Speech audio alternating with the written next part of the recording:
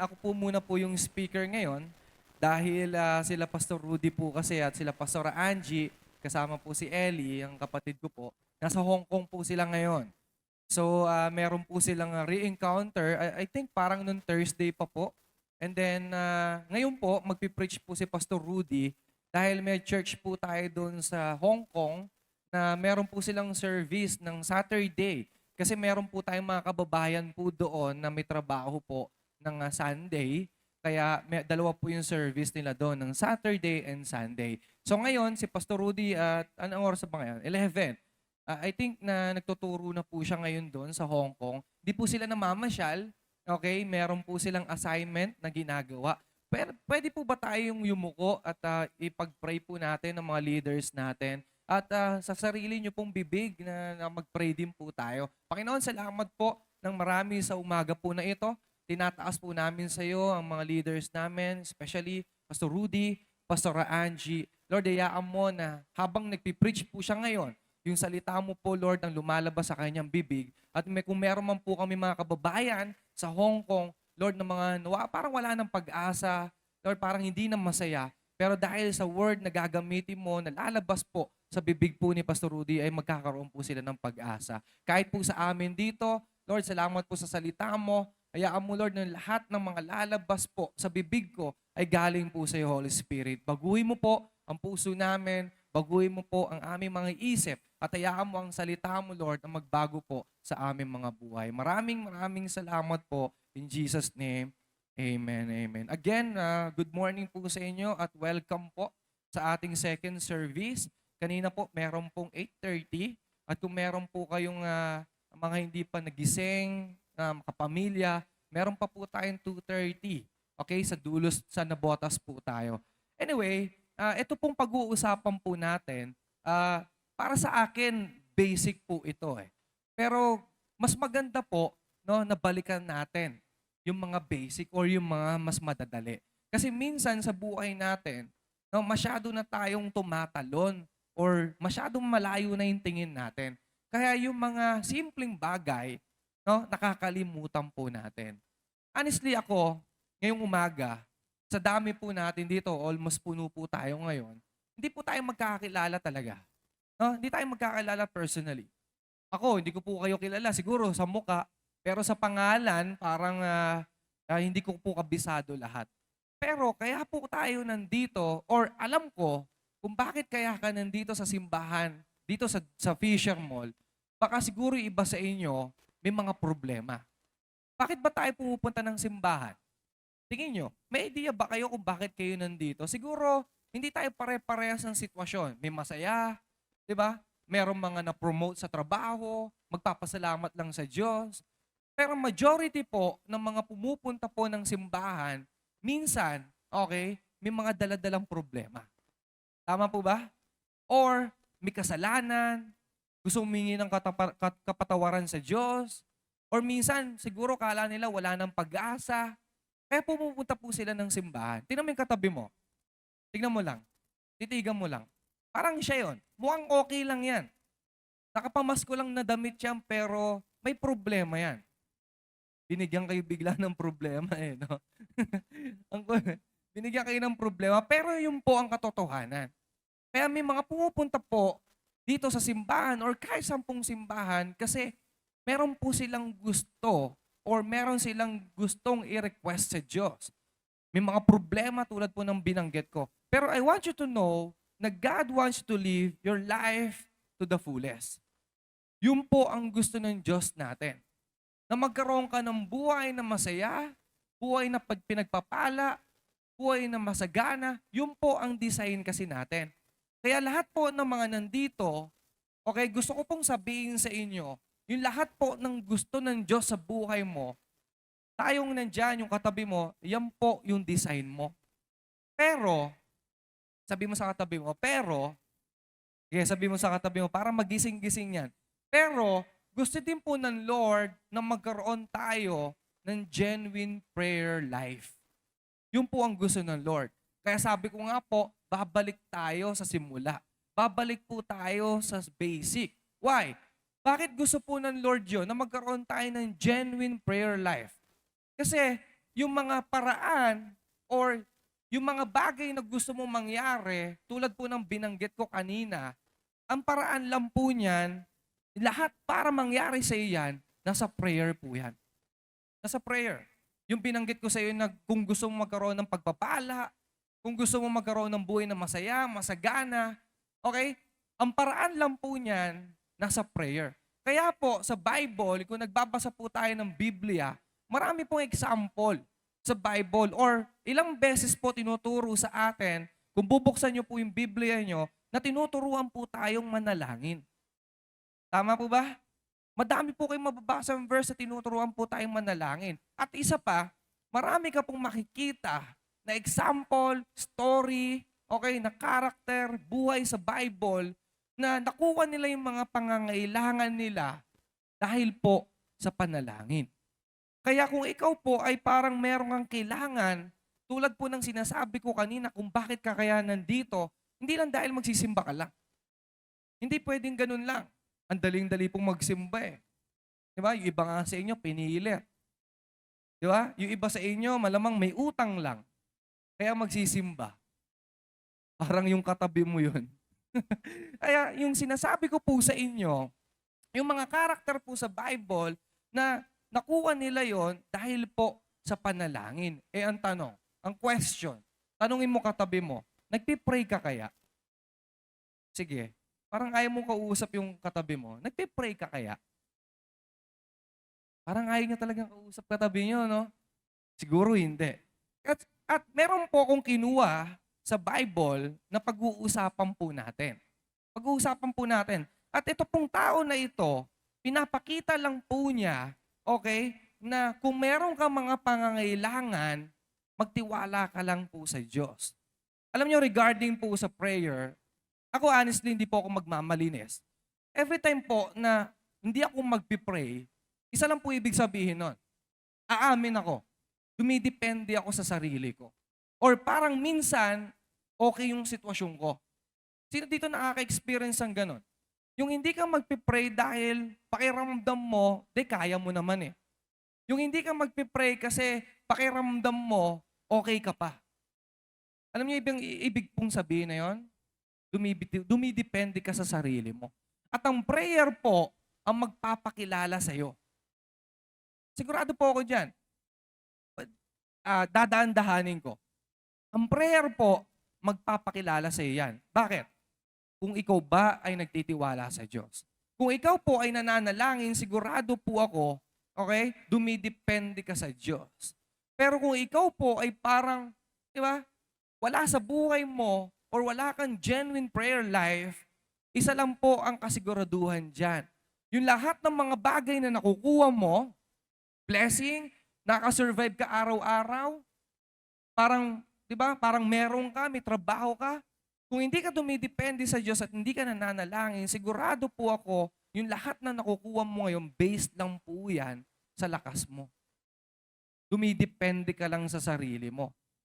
Yun po ang prayer. Yun po ang isang paraan para makilala mo ang tao kung dumidepende siya sa sarili niya or sa Diyos. Nakukuha niyo po ba? Nandiyan pa po ba kayo? Kaya ito pong secret po, okay? Actually, hindi nga po siya secret kasi basic lang po siya at parang normal na pong pag-uusapan to. Pero ito pong si Jabez, itong pag-uusapan po natin, bibigyan ko po kayo ng konting background po, okay, sa story po ni Jabez. Kasi parang bago, no? Kasi siyempre may David, kilalang kilala yan. May Noah, kilalang kilala po yung mga yan eh. Job, kilalang kilala yan. Pero si Jabez, sino po nakakilala dito kay Jabez? Wala halos. Yung totoo, may nakakakilala po ba kay Jabez? Taas nga po ang kamay. Walang idea yung iba. Kasi hindi ko naman po kayo masisisi, no? Kasi si Jabez po, okay, ito po yung mamang ito na nalangin ng maikli. At itong buhay po ni Jabez, twice lang po siya o 2 verse lang po siya nabanggit sa Bible. And then, wala na po.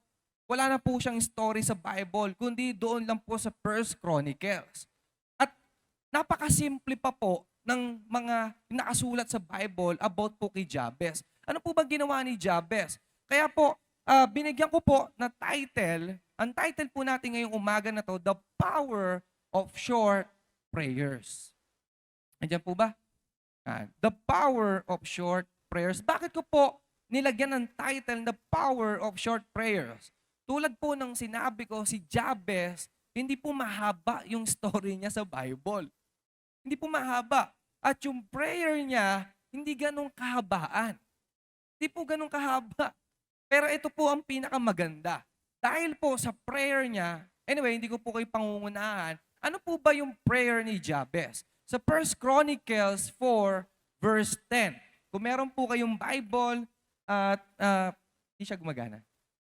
Alright, anyway, kung meron po kayong Bible sa cellphone, buksan nyo po para makarelate po tayo sa sinasabi kong karakter na babasahin po natin, which is si Jabez po. Ito po yung nakasulat sa Biblia, sa 1 Chronicles 4, verse 10. Ito po yung buhay lang po ni Jabez. Napakasimple lang po nito, kaya makinig po tayo. At very powerful po itong babasahin po natin. Sabi po dyan, Jabez cried out to the God of Israel. Nananalangin po siya. Okay? Sabi po niya, oh, that you will bless me and enlarge my territory. Sabi niya, pagpalain mo ko at palakihin mo yung territory ko. Sabi niya, let your hand be with me and keep me from harm so that I will be free from pain. Mahaba po ba? Maikli. Parang naantok pa po kayo. Tapikin mo yung katabi mo, masamasahin mo yung balikat. Inaantok ka pa ba? Bibilisan ko lang po para makakain na rin po kayo. Para makapamasyal muna kayo. Ito pong prayer niya, napakaikli. Tama? Ang ikli-ikli. Pero ito po yung gustong-gusto ko. Yung kasunod po dyan. And sabi dyan, and God granted his request. Anong ibig sabihin po ng verse na to? Yung kahit napakaikli pala ng prayer mo, basta tama yung puso mo, gagawin ng Diyos. Wala pala sa pahabaan ng prayer yan. Pero don't get me wrong, wala pong masama sa mga nagpipray ng mga mahaba, okay? Wala rin pong masama sa mga nagpipray ng mga maikli. Bakit? Kasi isa lang ang kalalabasan. Kapag tama puso mo, maikli man o mahaba, gagawin ng Diyos yung request mo. Amen? Ikaw ba? May dream ka ba? Sigurado may dream ka. Tama, may pangarap ka. Meron kang ambition. Meron kang mga pangangailangan. May gusto kang makuha sa buhay mo. Ano kailangan mong gawin? Pray. Sabi mo sa katabi mo isa pa, kung may kailangan ka, pray. Manalangin ka. Yun po yung sabi po ng verse. At ibibigay ng Lord yung request mo. Gusto ko pong sabihin sa inyo, tulad ng sabi ko kanina, may mga pangarap kayo. Tama po ba? May mga goal kayong gustong iabot. Abutin. May mga pangarap ka na talagang gustong-gusto mo. Pero gusto ko lang pong siguraduhin sa inyo, yung pangarap nyo, siguradong-sigurado ko, mas maganda po ang pangarap at plano ng Diyos sa buhay mo. Amen? Pwede po ba natin palakpakan ng Lord? Bakit ko po nasabi na mas mahigit pa or mas maganda pa yung pangarap at plano ng Lord sa buhay mo? Kasi sabi po na Ephesians 3 verse 20, sabi po rito, basahin po natin, with God's power working in us, He can do much. Ano pa next dyan? Much more than anything we can ask or think of. Wow, napaka-powerful po ng message na to.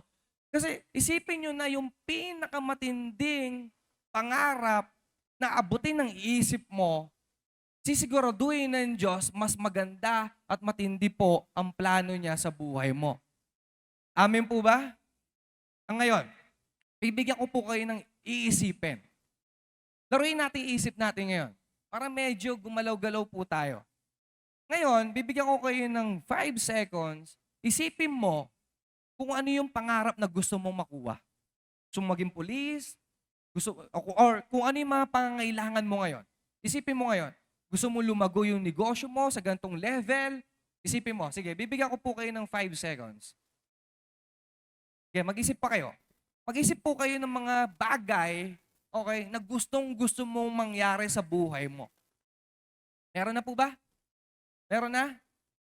Yung mga naisip nyo, sigurado po ako, kayang higitan ng Diyos yan. Basta magtitiwala ka lang sa Kanya. Amen? Ulit, ganito na lang. Para lahat, di ba, ma-involve. Ganito na lang. Isipin mo na lang kung ano yung buhay mo dati. Isipin mo kung ano yung buhay mo dati sa buhay mo ngayon. Kasi may mga naririnig-rinig ako, ang buhay nila dati baon sa utang. Baon sa utang. Pero dahil sa Diyos, at dahil sa prayer, at dahil sa pagtitiwala nila sa Diyos, ngayon wala na silang utang. Tama?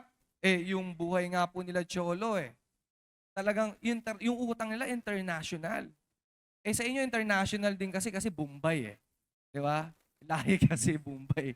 International din naman yon. Pero may mga makikita kang mga tao, Christian, yung buhay nila ang pangit.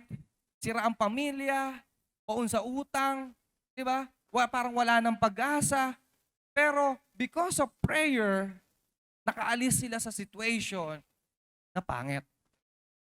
Kaya yung katabi mo or mismong ikaw, kung gusto mo makaalis ka sa pangit mong sitwasyon, pray. Magtiwala ka. Tapigin mo yung katabi mo. Manalangin ka kasi. Sige, sabi mo. Ako po, personally, sa experience ko, hindi po ako magsasawa na ikwento sa inyo na dumaan po talaga kami sa katakot-takot na problema. Hirap ng buhay. Actually, alam nyo, yung mga nandito, malamang mas mahirap kami sa inyo Nung kami po ay nasa Tondo, grabe, alam ko yung iba sa inyo, alam ko na yung story namin. Diba? Ako po, tatapon po talaga ako ng basura, kumakatok ako sa mga bahay-bahay, bibigyan ako ng tres, nangangalakal po ako ng mga tanso, bote. Si Pastor Rudy po, nagpapasada ng jeep. Pastor Angie, sa hirap ng buhay, di ba? Nagbebenta po siya ng sabon at kung ano-ano pa. At sobrang hirap po magkapera sa amin. Alam niyo yung kwento na, ewan ko kung nakwento na po ito ni Pastor Angie.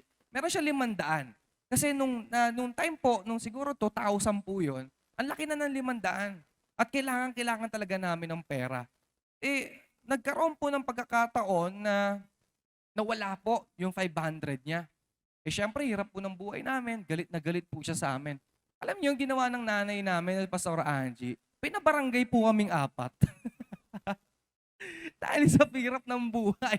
Pinabarangay kaming 4. And then dun sa barangay, siyempre, aminan po kami lahat. Ako, umamin po ako, 20 lang kinupit ko. Yung ate ko, malaki-laki. Nag-aaminan talaga. And then, pag-uwi, nakita niya sa notebook yung 500. Ang kaso, nasabi na namin nangupit na kami. Pambihira. Anyway, nasingit ko lang po yun. Ganun po yung gusto ko lang sabihin sa inyo, na kahit parang hirap na hirap ka ngayon, huwag kang mawalan ng pag-asa. Huwag kang mawalan ng pag-asa. Bakit? Magkaiba ba tayo ng Diyos? Hindi. Yung Diyos namin ngayon, na nag-alis sa amin sa hirap, nung panahon na mahirap kami, yun din po yung Diyos nyo na mag-aalis sa pangit yung sitwasyon. Amen? Palapakan nga po natin ang Lord.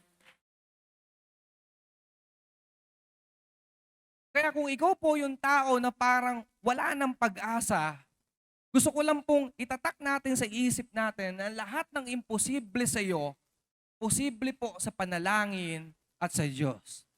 Amen? Nandiyan pa po ba kayo? Kaya wag po tayo mawawalan ng pag-asa. At ito pong kinuha ko pong karakter sa Bible na inaral po namin, okay? Ito pong mama na ito, pinapakita lang po niya kung ano yung kayang gawin ng Diyos niya na Diyos din po natin. Ready na po ba kayo? Makinig or kung malaman po kung ano po ang mapupulot po natin dito po sa buhay ni Jabez. May 3 bagay lang po ako na inilagay.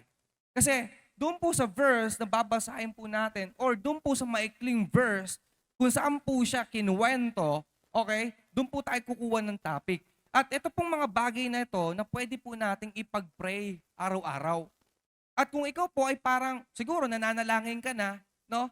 Ito po ay pwede nating sundin. Magiging pattern po natin kung paano po tayo magpipray. 3 bagay, 3 things lang. Be ready. Sabi mo sa katabi mo, be ready. Magsulat ka. Okay. Be ready, magsulat ka. Punta po tayo. Prayer that we should and we can pray. Ang una pong prayer ni Jabez, number one, Jabez prayed for God's blessing in his life.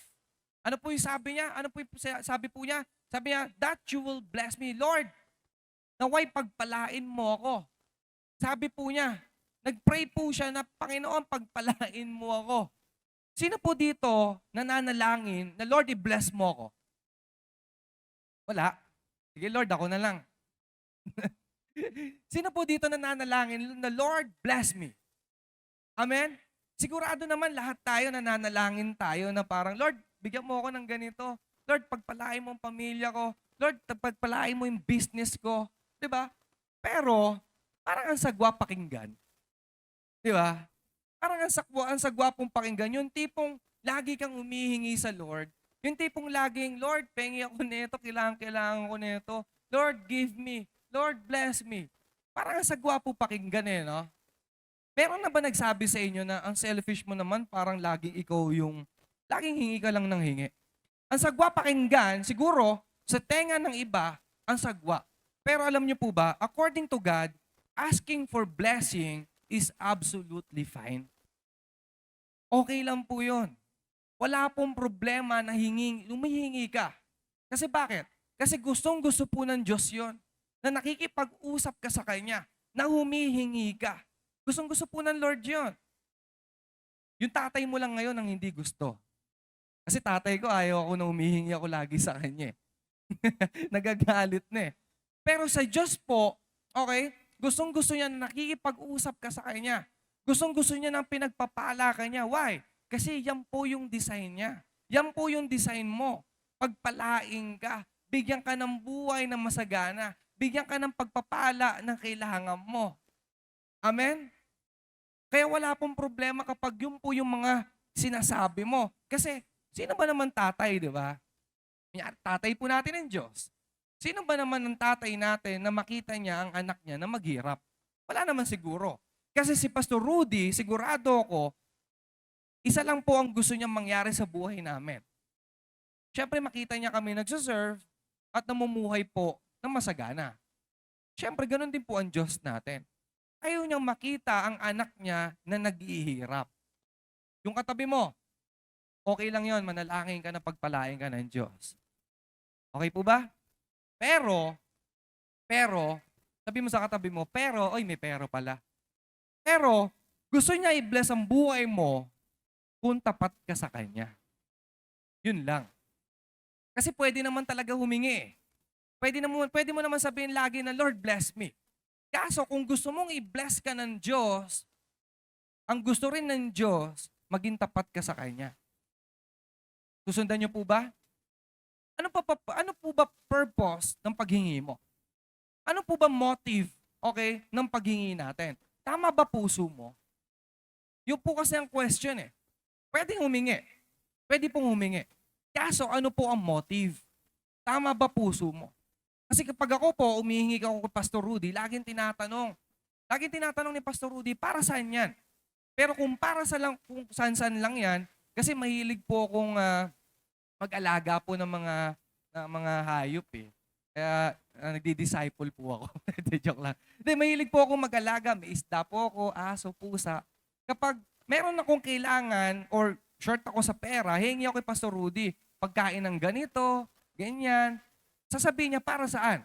Pero kung maganda naman yung motive ko, ibibigay niya. Ang question, sa mga Christian, humihingi ka sa Diyos, tama? Para saan? Para saan yan? Kaya minsan, yung mga prayer po natin, hindi nangyayari. Bakit? Kasi baka mali po yung motibo mo. Mali. Kaya minsan dumarating tayo sa point na, di ba, nadidisappoint ka, di ka na nagpipray. So, ano ibig kong sabihin? Kung gusto mo pong magkaroon ng pagpapala, tulad ng sinasabi ko, magtiwala ka sa Diyos. Yun lang po ang gusto ng Diyos. At talagang isurrender mo ang buhay mo sa Kanya. Amen? Kasi naalala ko lang po, yung sa prodigal son, di ba, yung kwento lang, hindi po tayo mag-focus doon. Yung batang ito, okay, umalis po sa poder ng tatay niya. Ano nangyari? Naghihirap siya. Tumira siya sa babuyan. Kung ano yung kinakain ng baboy, yung kaning baboy, kinakain din niya. Pero, nung nagtiwala ulit siya sa Diyos at bumalik siya sa tatay niya, nagkaroon po siya ng buhay ulit na masagana. Ano po ibig kong sabihin? Yun lang ang gusto ng Diyos. Magtiwala ka sa Kanya. Amen? Ibigay mo talaga yung buhay mo sa Kanya. Kasi papasok lang po ang pagiging selfish tulad po nung sinasabi or naririnig ng iba, bakit ka hingi ng hingi? Di ba may mga ganyan? Bakit puro ikaw ang pagpalain lang? Sabi ko nga po, according sa Bible, hindi po masama humingi. Pero papasok lang po ang pagiging selfish mo kapag hingi tayo ng hingi sa Diyos, pero hindi tayo faithful sa Kanya. At kung hindi natin mahal ang Diyos at hindi natin mahal ang tao, doon lang po papasok, okay, yung word na makasarili ka. Parang sakit pakinggan, no? Pero yun po ang katotohanan. Kasi alam niyo po ba na nakadepende po sa inyo ang pagpapala? Nakadepende. At nakadepende rin po yan sa tigas ng ulo. Kasi alam natin na we need to pray. Nananalangin ka ba? Tanungin mo yung katabi mo, nananalangin ka ba? Sige, kausapin mo para, di ba, masapak ka na. Nananalangin ka ba? So nakadepende po sa atin mismo yan. Kung gusto mo ng pagpapala, nakadepende po sa'yo. Mahal mo ba ang Diyos? Nagtitiwala ka ba sa Kanya? Mahal mo ba mahal mo ba yung mga pinagkatiwala sa iyo ng Diyos? Tama ba yung motive mo? Alam mo, kung ginagawa mo yan, then ask God. Kung tama motive mo, mahal mo ang Diyos, sabi ng Matthew 7 verse 7, ito po sabi po ng Matthew, kung ginagawa niyo po kung ginagawa niyo o tama ang motive mo at umaasa ka sa Diyos, ito po yung pangako ng Diyos sa mga taong umaasa sa Kanya. Sabi diyan, ask and it will be given to you. Sobrang ikli, pero sobrang powerful. Pangako po kasi ng Diyos yan. Nandiyan pa po ba kayo? Padamihan ng blessing, magsabi ka sa Diyos. Pero dapat, tama yung motive mo. Kaso ganito mga Christian, bakit nasa level or nasa situation kayo na parang ang pangit ng sitwasyon nyo? Ang hirap ng buhay. Broken family. Bakit? Bakit may mga Christian na hindi na nananalangin? Kasi minsan ganito, nagpray ka nagpray ka ng simula, pero dahil hindi pinakinggan sa ngayon ng Diyos yung prayer mo, na-disappoint. Tama? Kaya may mga hindi na nagpipray kasi na-disappoint. Or minsan, okay, oras siguro kalaban, lack of time. Masyado na overwhelmed ng buhay. Or distracted. Medyo malapit-lapit ito. Malamang yung katabi mo kaya hindi na nanalangin kasi meron po tayong every morning prayer. 5 a.m. Diba? Sa dami po natin siguro at least mga 500 tayo rito. Pero ang nagpe-pray lang po every morning, mga 200, 150, asan po yung, di ba? Asan yung 80%? Asan po yung 60% na nasa dulos? Malamang distracted. Sa trabaho, pagod, di ba? So ngayon, nakakalimutan ng manalangin. So ano po yung ina-expect natin? Ano yung ina-expect natin na pagpalaing ka? May ina-expect ka ba na pagpalaing ka pa or may makuha ka pang blessing sa Diyos? Wala. Bakit? Kasi hindi natin o nakakalimutan nating manalangin. Kaya dulos, alam nyo, connect po tayo ulit sa prayer. Ako honestly, connect talaga ako ulit sa prayer. Kasi pwede ka naman mag-pray lagi eh. Kasi sabi ng Bible, don't stop praying. Okay lang naman kahit minsan hindi ka nakaka-join sa morning prayer. Pero bukod nga doon, hindi na nga tayo nakapag-pray na nasa Zoom, sigurado hindi ka nagpipray sa personal time mo. Tama po ba? Sigurado po yan, lalo na pag nasa trabaho kayo, kasama nyo yung mga classmate nyo, ka-office mate nyo, naku, malamang hindi kayo nakakapag-speak ng blessing. Lalo sa pamilya nyo, sa loob ng bahay. Na ang importante, di ba tulad po ng prayer po ni Jabez, nag-speak po siya ng blessing sa buhay niya. Humingi siya. Kailangan natin sa pamilya yan. Pero, walang nananalangin. Bakit ko po nasasabi to? Kasi po, para makuha mo yung mga bagay or kailangan nyo mag-start manalangin. Amen po ba? Nandiyan pa po ba kayo? Punta po tayo sa pangalawa. Number 2. Ito po yung pangalawang pinag-pray po ni Jabez. Jabez prayed for God's power in his life. Ano po sabi niya? Sabi niya, let your hand be with me.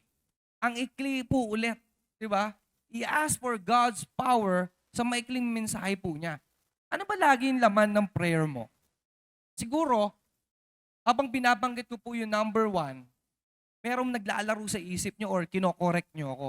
Hindi, bakit yun lang ba yung laging pagpipray? Siguro gano'n, no? Hindi ko alam, hindi ako judger. Pero malamang papasok din sa isip nyo, hindi naman lagi dapat, JP, hindi naman lagi dapat bless me. Yes, tama po kayo. Kayo ba? Ano ba laman lagi ng prayer mo? Bless me? Give me? Tama ka po. Hindi lang sapat yan. Yung iniisip mo kanina, hindi lang po yan ang dapat ng prayer mo. Isa po sa dapat mong ipag-pray, yung power ng Diyos sa buhay mo. Amen? Bakit ko po nasabi yan? Kasi mahirap po na kapag tumanggap ka ng pagpapala at kapag wala po ang kapangyarihan ng Diyos sa buhay mo, naku, mabibigatan ka po sa pagpapala. Nakakita ka na ng blessing, pero parang hindi naging blessing sa buhay mo. Why? Kasi walang power. Walang tulong po ng Diyos. Si Jabez po, bakit po, di ba, bakit po siya nanalangin ng power ng Diyos sa buhay niya? Kasi gusto ko pong linawin sa inyo, dito po sa mundo natin, ang daming temptation. Ang daming problema. Ang daming problema. Ang dami sira ang buhay. Kung titingin po kayo sa paligid nyo, hindi okay talaga. Bakit ko po sinasabi? Kasi dito po, sa lupa natin, isa lang po goal ni Satan o ng demonyo. Sirain ka. Sirain ka.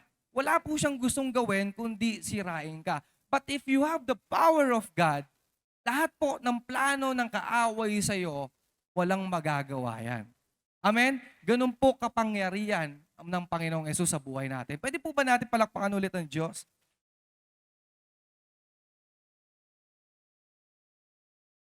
Kasi sigurado po ako doon na sa Bible kasi nakalagay, okay, ang kapangyarihan lang po ng Diyos ang tatalo sa mga bagay na hindi mo kayang matalo. Kaya kung puro blessing lang po ang hihingin mo, di po ubra. Kailangan mo talaga ng kapangyarihan ng Diyos sa buhay mo. Tulad po ng sinabi ko, si Jabez, bakit nagpray po siya ng power of God? Kasi di ba nagpray po siya, kung babasahin niyo po yung verse, nagpray po siya, sabi niya, Lord, palakihin mo yung territory ko. Ano po ibig sabihin nun? Kasi alam niya kapag lumaki po yung territory niya, mas dadami po yung assignment at responsibilidad niya. Nandiyan pa po ba kayo? Kasi nanalangin po siya na palakihin eh. Maraming Christian or even ikaw, ako, humihingi tayo na palakihin yung territory natin. Tama? Palakihin or magandang pangarap. Humihingi tayo ng mga bagay-bagay. Palakihin yung business, i-bless ka ng Lord sa negosyo mo, sa trabaho mo, ma-promote ka. Siyempre, pag na-promote ka, lalaki yung influence mo doon. Lalaki din yung assignment mo doon. Di ba, humihingi ka, lumaki yung cell group mo. Sino dito sa leader? Sa leader. Di ba? Minsan tayo, humihingi tayo, Lord, padamihin mo yung tao ko. Pero pag pinadami ng Diyos yung tao mo, ano nangyayari? Nawawala, napapabayaan. Bakit? Hindi kinaya. Diba? Hindi kinaya. Bumagsak. Marami umayaw. Why? Walang kapangyarihan ng Diyos sa buhay nila. Nandiyan pa po ba kayo? Nakakasunod po ba tayo? Alam nyo, meron po tayong malaking assignment po sa Diyos. Ikaw, yung katabi mo, ikaw mismo, tayo po, may mission po tayo na gagawin. Tulad po ni Jabez. At alam niya na kapag lumaki po ang territory niya, tulad po nung sinabi ko, dadami po yung mga gagawin niya. At alam po ni Jabez, kaya po siya humingi po ng power ng Diyos sa buhay niya kasi alam niya yung mga bagay na hindi niya makokontrol o hindi niya mamamanage, Diyos lang po ang makakatulong sa kanya para makontrol yung mga bagay-bagay. Amen? Kaya ikaw, kung parang pinagpapala ka ng Diyos, kung parang pakiramdam mo, pabor na pabor sa iyo ang Diyos, naku, siguraduhin mo po na mas tindihan mo pa ang panalangin. Mas tindihan mo pa. Kasi kapag sumubok ka mag-isa, di ako makikipagsugal dahil di po turo ng tatay ko yun, pero gagayahin ko siya, pustahan tayo. Okay? Pag sumubok ka mag-isa at hindi ka humingi ng kapangyarihan ng Diyos sa buhay mo, babagsak ka lang. Babagsak ka lang po, maniwala po kayo sa akin. Bakit? Wala pong magtatagumpay. Okay? Wala pong magtatagumpay kahit sino sa inyo. Kahit parang feeling nyo, okay na kayo sa buhay, hintayin nyo lang. Hindi kayo magtatagumpay kapag wala ang tulong po ng Diyos natin. Amen? Sabihin mo sa katabi mo, huwag kang mag-isa lang. Sige, sabihin mo, masa ka sa Diyos. Kaya tinan nyo, kung magtataka ka, bakit hanggang ganyan ka lang? Bakit parang yung buhay natin hindi umaangat? Bakit yung influence mo hindi lumalaki? Bakit yung territory na dapat na lagi mong pinagpipray hindi lumalaki? Bakit hindi nagtatagumpay? May nakakalimutan ka kasi. Huwag lang tayo hingi ng hingi. Kasi alam nyo, dito po sa mundo, sa lupa natin, madami ka pang gagawin. Madami ka pa pong gagawin, madami ka pang assignment. Sa cell group, sa pamilya mo, sa negosyo, di ba? Saan pa ba? Sa school, marami ka pa pong gagawin. Kasi kailangan mong gawin yan eh. Kaya ang kailangan mo, okay, yung kapangyarihan ng Diyos sa buhay mo. Amen po ba? At yung kapangyarihan lang po ng Diyos ang tutulong sa mga bawat plano, pangarap na kailangan mo. Amen. Isa pa nga pong palakpak para sa Lord.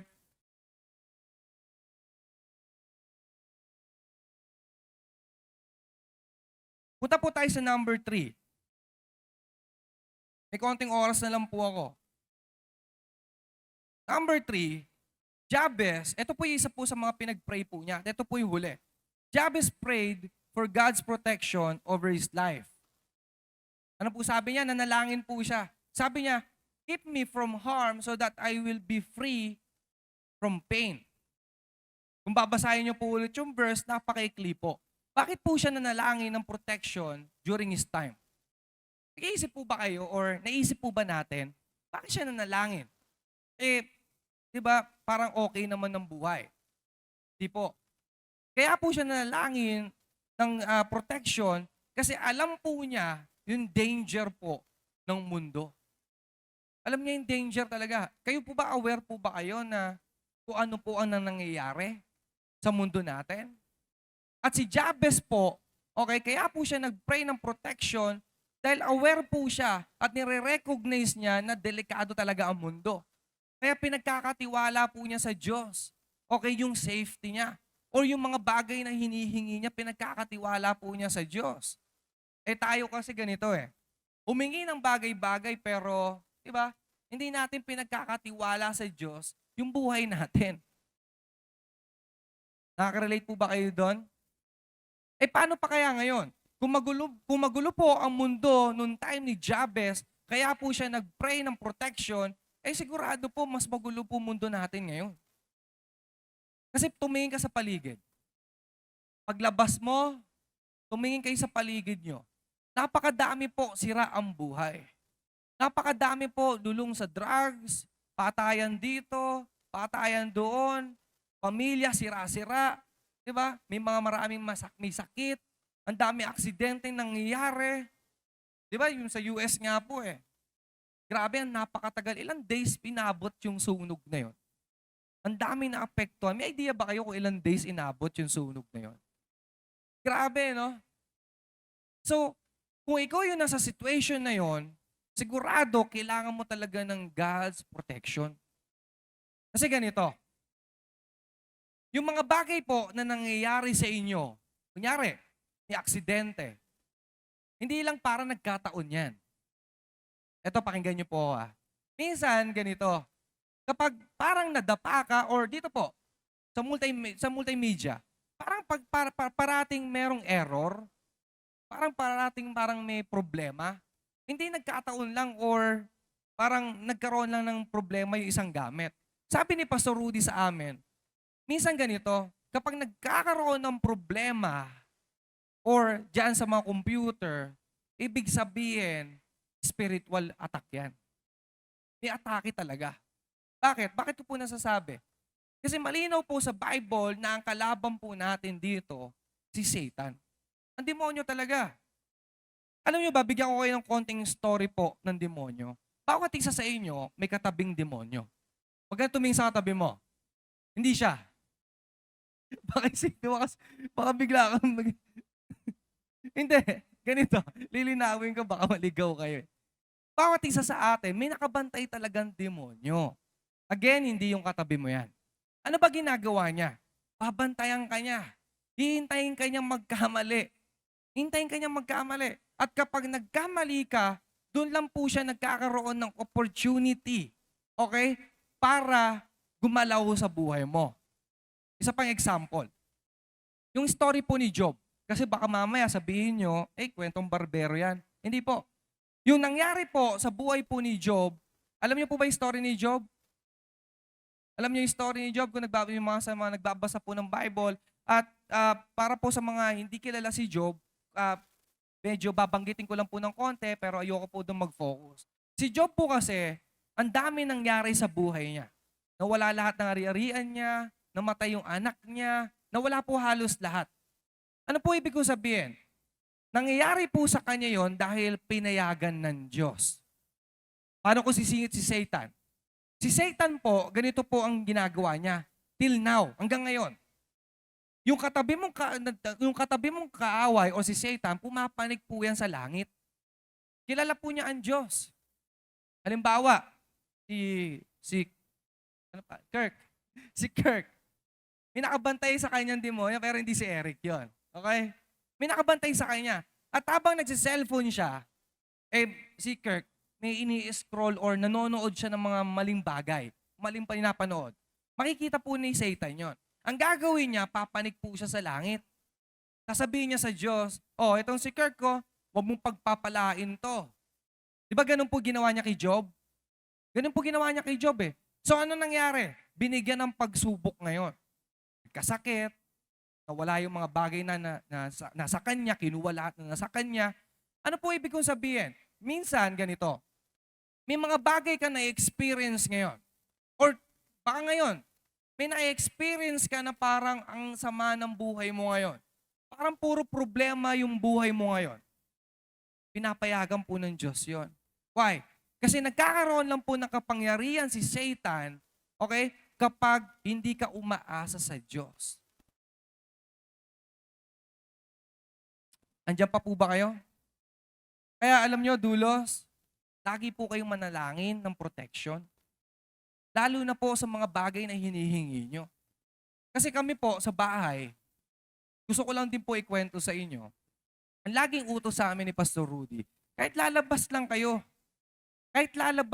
dyan sa 7-Eleven or sa Mang Inasal, manalangin kayo ng protection.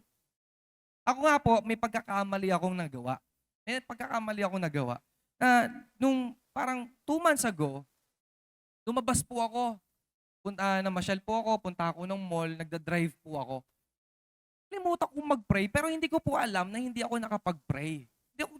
Hindi po ako aware na hindi po ako nakapag-pray na, Lord, ingatan mo ako sa pagda-drive ko. At habang nagda-drive po ako, biglang merong tumama sa salamin po sa windshield ng kotseng ginagamit ko. Basag po talaga yung windshield. Yung pala, meron palang naglalaro ng parang mga pellet, nagbabarilan. Sa akin tumama. Tapos, syempre, parang napa-stop po ako, parang natakot po ako. Pinaalala lang pala ang Diyos sa akin na kahit saan ka pumunta or anong gagawin mo, manalangin ka ng protection. Kasi ganito, Christian. Ang Christian po, ginagawang parang bumbero ang Lord. Anong ibig sabihin nun? Yung kapag nagkasunog lang, tsaka tatawag sa Diyos. Ganun kasi maraming Christian eh. Yung nagkasakit ka na, doon ka palang magpipray, pero di ba, ang dalas mo sa labas, nag-e-enjoy, nagtatrabaho, ang lakas-lakas mo pa, Nag-e-enjoy ka sa buhay, party dito, party doon, inom dito, inom doon. 'Di ba? Pero nakakalimutan nila ang Diyos. Pero pag nagkasakit na, ako doon nalalapit sa Lord. Doon na magmamakaawa sa Diyos. Ang nakakalungkot, alam niyo nakakalungkot. Kasi ganito pwede niyo nang hindi ma-experience yung mga masasamang bagay kapag nananalangin ka na. Kasi bakit? Yung protection po kasi, nakakapag-trigger lang po niyan, kundi prayer. Yung tipong pwede kang maaksidente mamaya, pero dahil sa prayer mo kahapon, nung isang araw, hindi ka maaksidente. Parang ang ulam, ganito sa ulam. Sino dito gutom na? Gugutumin ko na kay Lalo. Pero matatapos na rin po kasi ako, natapos na yung timer ko. Parang ulam. Pag nagluto kami po sa bahay, ang dami po kasi namin pusa Siguro ang pusa po namin mga nasa 20 plus, mga pusakal. Ano ba tawag doon? Pusakal, pusang kali kasi tawag namin doon. Ano tawag ngayon doon? Puspin. Puspin pala, social na pala. Pusang Pinoy. Dami po namin pusa. Meron din po kaming pusa mismo sa bahay. Kapag nagluto po si Pastora ng isda, syempre paborito po ng pusa yan, tinatakpan po niya yan. Para saan? Para hindi makuha ng pusa. Sa buhay Kristiyano, gusto ko lang po i-relate yun. Kapag nananalangin ka, ibig sabihin, tinatakpan ka na ng Diyos. Tinatakpan ka na niya. At yung pwedeng gawin sa iyo ng kaaway, hindi niya na magagawa. Amen? Bakit? Kasi walang kapangyarihan si Satan kapag hindi pinayagan ng Diyos. At kapag ikaw ay nananalangin, sigurado ako na ang Diyos, hindi niya bibigyan ng pagkakataon si Satan para kunin ka. Amen po ba? Palakpakan nga po natin ang Lord.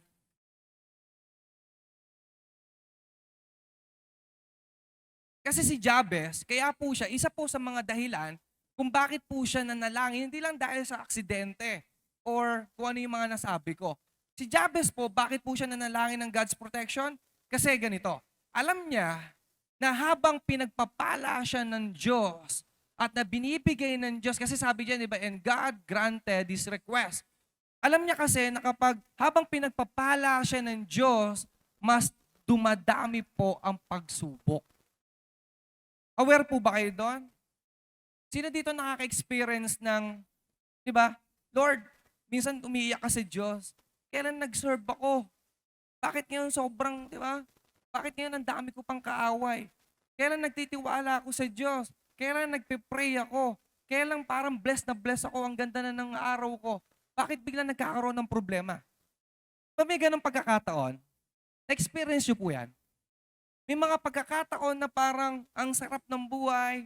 Ako po, ganun pong ginagawa ko Yung story po ng buhay ko bago po ako mag-serve, ganito po nangyari sa buhay ko. Noong 2019 po, doon lang po ako nag-serve. Almost 5 years lang po ako nag-serve sa Lord. Dahil noong 2019, doon lang po yung turning point ko.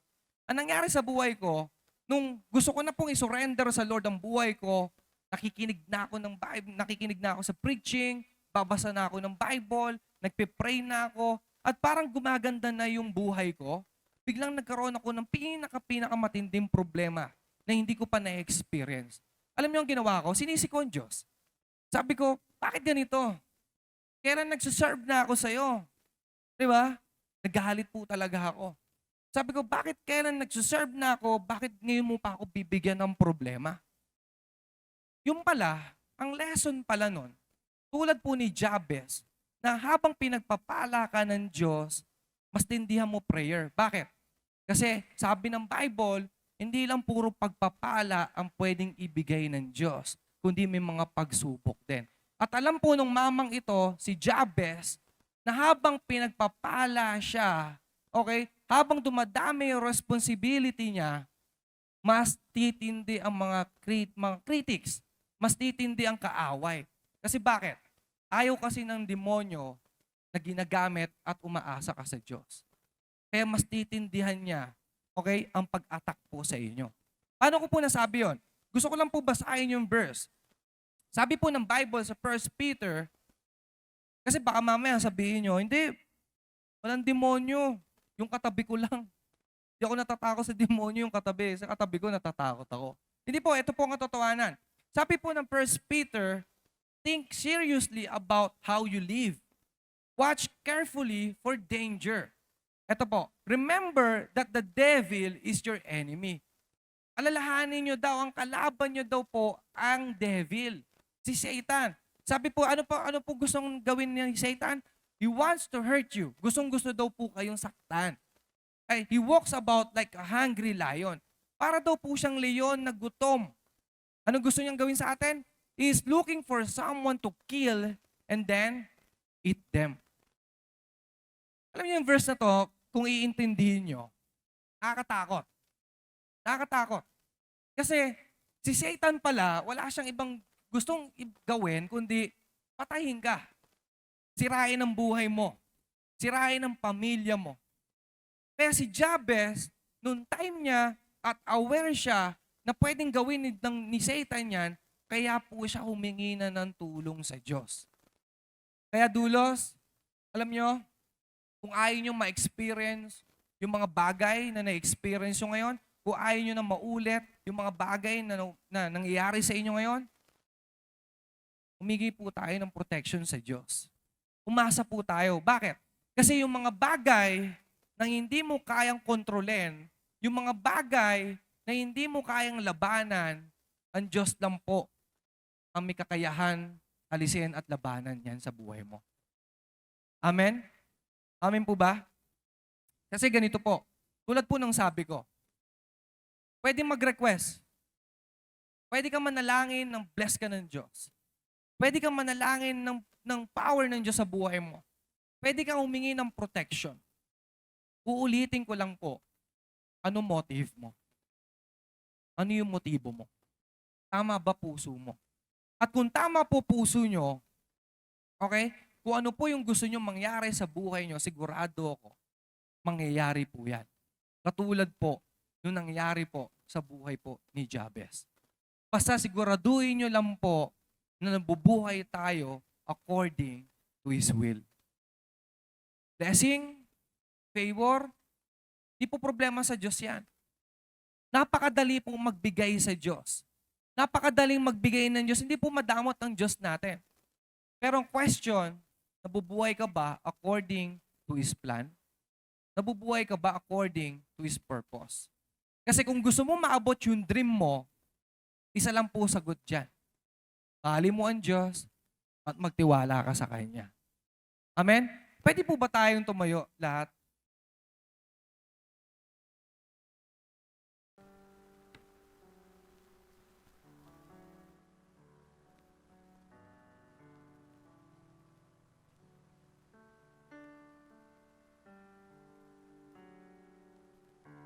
Tulad po ng sinabi ko kanina, kaya tayo pumupunta dito sa simbahan kasi may mga kanya-kanya tayong kailangan. Di po masama. Sabi ko nga po, di masama. At gustong-gusto po ng Diyos yan. Siguro yung iba sa inyo, hindi lang pangangailangan, okay na kayo sa material na bagay. Yung iba siguro sa inyo, pumunta dito sa simbahan dahil, di ba, may kagalit ka, may kasalanan kang nagawa, meron kang mga request sa Diyos na parang imposible sa'yo. May sakit ka. Di ba? At tulad po ng prayer po ni Jabez, wala pong imposible sa Diyos. Gagawin niya yung mga bagay or lahat ng request mo, pakikinggan ng Diyos. Pero gusto ko lang po mangyari, sabi ko nga po, dapat tama yung motibo mo. Dapat tama yung puso mo. Kasi minsan, baka nananalangin ka, pero mali puso mo. At isa pa sa mga parang pipigil sa blessing or sa prayer, kaya parang walang nangyayari, baka may mga nagagawa tayong mga mali. Kasi alam nyo, hindi tayo titignan ng Diyos. Hindi pakikinggan ng Diyos yung mga panalangin mo kapag may mga bagay kang ginagawang mali. At ngayong umaga po na ito, bago po ako magtapos at bago po tayo lumabas sa kwartong ito, yung 3 prayer po ni Jabez, napakasimple po niyan. Gagawin po natin yan. Pero may gusto lang po akong gawin ngayong umaga na magpalinis po tayo sa Diyos. Bakit ko po sinasabi to? Kasi bago tayo humingi ng request sa Diyos, Kailangan malinis ka at nagpapakumbaba tayo. Napakadali lang po niyan. Pero minsan yung pride natin, okay na ako. Huwag na po nating hayaan na dumating po tayo sa worst scenario. Na hindi ka na makapagsalita, na hindi ka na makagalaw, bago tayo umasa sa Lord. Na habang ngayon, na malakas ka pa, nakakapagsalita ka pa, manalangin na tayo. Kung kasama mo yung pamilya mo, hindi ko na po kayo papapuntahin sa harapan. Kung kasama niyo po yung pamilya mo, pwedeng hawakan mo kamay ng pamilya mo, asawa mo, buo kayo, pwede kayong magawa ka ng kamay. Pero kung ikaw mag-isa ka lang, pwede bang lagay mo sa puso mo yung kamay mo? Sige po. At etong prayer po na ito, yung gagawin po natin, gusto ko lang po kasi mangyari na bago tayo humingi sa Diyos ng mga pangangailangan natin, unahin po muna natin yung relationship natin sa Diyos. Yung ikaw mismo at yung para sa Diyos. Kasi magiging mali lang po ang prayer kapag sarili mo lang ang iniisip mo. Sige, practicein po natin manalangin. Kung kayo po, mag-asawa, hawakan niyo yung kamay. Pamilya, hawakan niyo yung kamay. Kung ikaw lang po mag-isa, lagyan niyo sa puso niyo yung kamay. At manalangin po tayo. Kung meron pong magli-lead sa inyo, tatay, or sa leader, yung pamilya mo, yung isa sa pamilya mo, siya mag-lead. Mag-speak po tayo. Lord, salamat po ng marami sa umaga na ito. Salamat po sa word mo. Salamat sa salita mo na nagbago ng aming mga buhay. Lord, hayaan mo, ngayong umaga, papakumbaba kami sa iyo. Lumalapit po kami sa iyo. At inaamin namin, Lord, na hindi namin alam ang aming ginagawa. Na naging makasalanan kami. May mga nagawa kami kanina, kahapon, ng isang araw. Lord, forgive us. Patawarin mo po kami. Bago kami lumapit, humingi, Lord, ng mga pangailangan namin, bago kami humingi ng kapangyarihan, ng protection, Lord, linisin mo kami mula ulo hanggang talampakan. At naniniwala po kami, Panginoon, na lahat po ng request namin ngayon, Lord, pakikinggan mo. At yung mga pamilya po ng mga nandito, alam ko may mga personal needs kayo. May mga request kayo sa Diyos. May mga pangangailangan kayo. Pera, promotion, sa business, kung ano man po yung mga gusto nyo mangyari sa buhay nyo. Sabi ko nga po, according sa Bible, yung paghingi po sa Diyos, gustong-gusto po niya yan. Basta siguraduhin nyo lang po na tama po yung motibo nyo. At right now, kung meron po kayong mga request sa Diyos, sige po, sabihin natin. Sabihin natin, Panginoon, salamat po dahil andiyan ka para magbigay sa amin. At ikaw po yung Ama na hindi mo papayagan na maghirap po ang iyong mga anak. Kaya Lord, naniniwala po kami. We believe, Lord, na yung lahat ng mga binabanggit po namin, kahit po sa negosyo, yung promotion, umingkris po yung salary, Panginoon, yung lahat ng request namin, baon sa utang, Lord, hindi namin alam kung saan na kami pupunta. Panginoon, naniniwala kami ngayong umaga. Magbibigay ka ng mga idea sa amin kung paano gumawa ng pera. Lord, magbibigay ka ng mga pagkakataon sa amin. Lord, yung negosyo namin, ipagpapalain mo.